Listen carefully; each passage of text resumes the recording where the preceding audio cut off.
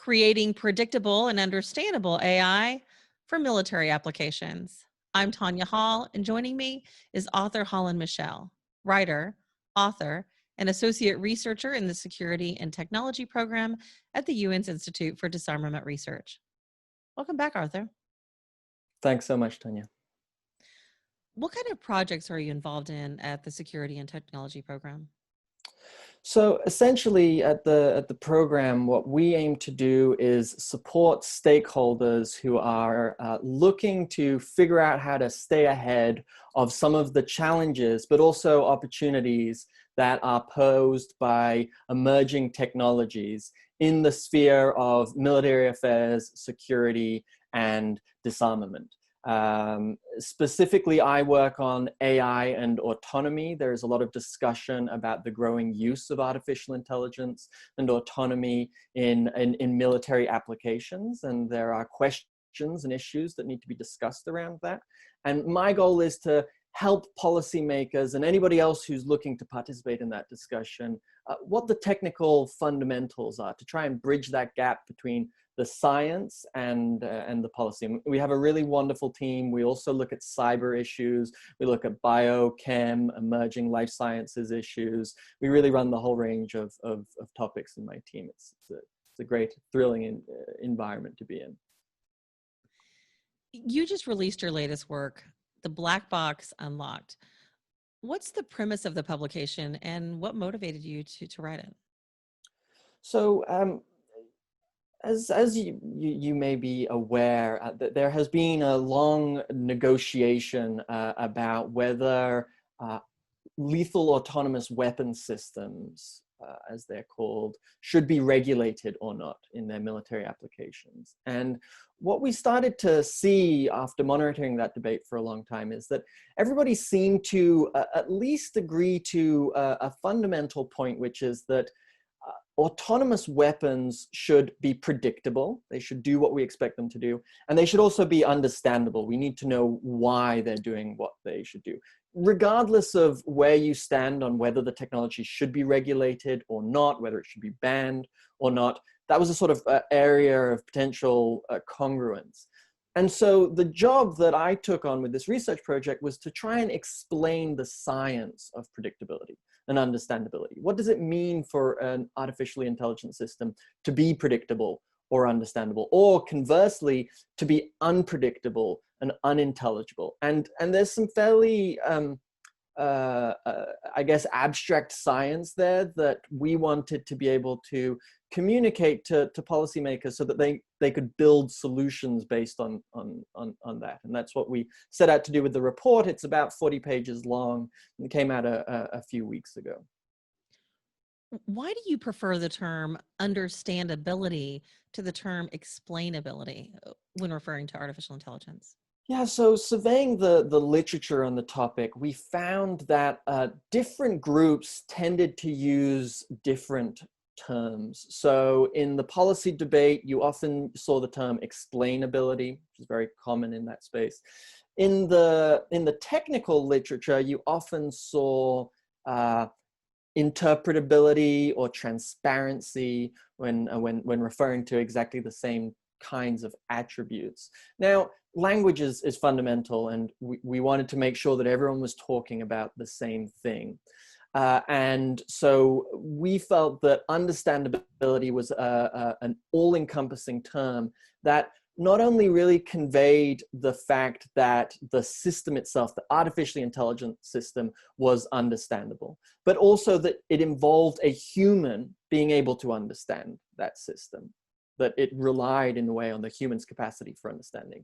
And also we wanted to avoid using the term explainability because that almost makes it sound as though the artificial intelligence is kind of embodied. It kind of humanizes the artificial intelligence, makes it seem like it is explaining itself to you. Whereas in fact, it's probably not explaining itself to you in the sort of sense that a human would.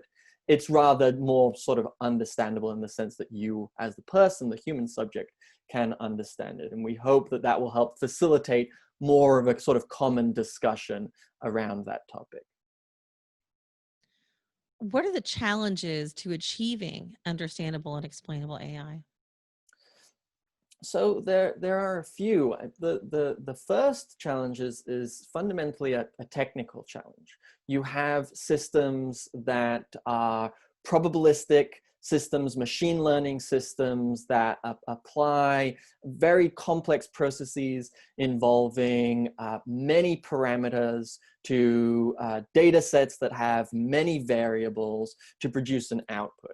And for a human, it's simply impossible to wrap your head around that process all the time, to look at a given output that this artificial intelligence is giving you and to understand why it did it.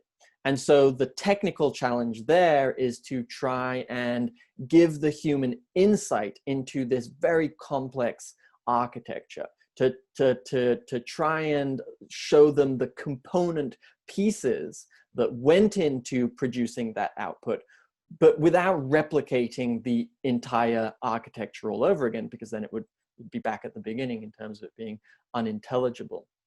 But there are other challenges that go beyond the purely technical challenge. Everybody has a different capacity for understanding. People who have PhDs in electrical engineering, who work in artificial intelligence every day, probably have a higher capacity for understanding than, say, a soldier in the field who just needs to know how much to trust their artificial intelligence or not in any given instance. And so in that regard, one of the challenges is figuring out what is the perfect balance of complexity or simplicity for any given explanation, for any given type of system, for any given type of user, right? And there are lots of variables there that are going to make it quite challenging to find that perfect balance, while ensuring that the explanation is still accurate and that it also is giving true insight, right? That it's not giving you a false sense of what's actually going on. That's almost like a psychology or a philosophy question. That really goes to the heart of questions like, what does it mean to understand an artificial intelligence? And so that's why I say that it's challenging along several different fronts.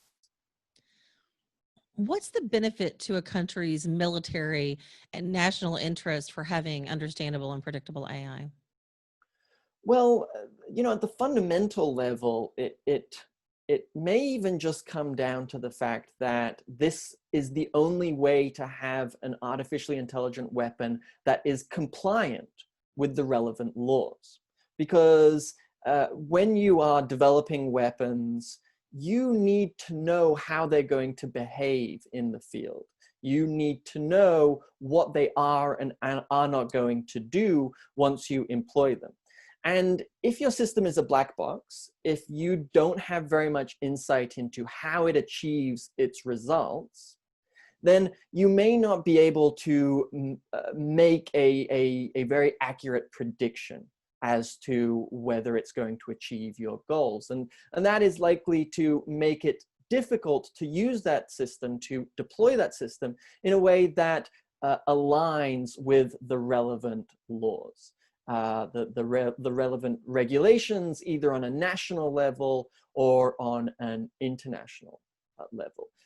Then there's a second layer to the reasons that you might want systems to be understandable and predictable, which is an element of safety, right? As in military command, you want to achieve your objectives in exactly the way that you intend to achieve them. That's why command structure and discipline is so important in military organizations, because you do not want either your technologies or your human individuals doing whatever they want to do. You want to tell them what to do and know exactly not only that they're going to do it, but how they're going to do it. And that is how you avoid mishaps. That is how you avoid unintentional or undue harm. And that's probably going to be difficult with a system that you don't understand, that behaves in ways that are perplexing and mysterious to you, that doesn't seem to observe any predictable patterns. And so for those and a few other reasons that I go into in the report, it seems to stand to everybody's benefit to ensure as a very basic starting point that you're building on systems that are understandable and predictable.